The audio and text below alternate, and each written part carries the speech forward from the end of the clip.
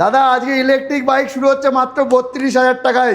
32,000 টাকা একদম। আমাদের কৃষ্ণনগর ব্রাঞ্চের দ্বিতীয় ব্রাঞ্চ শুরু হয়ে গেল আসাননগরে, যেখানে আমরা 32,000 টাকায়। দাদা ব্যাটারি তো দেবে না, ব্যাটারি ছাড়া দাম বলছো তো দাদা। ব্যাটারি দিয়ে 32,000 টাকায়, সাথে লিথিয়াম ব্যাটারি দিয়ে 40,000 টাকায় গাড়ি দেবো। আচ্ছা, কাস্টমারের 2 বছরের গ্যারান্টি থাকবে লিথিয়ামে।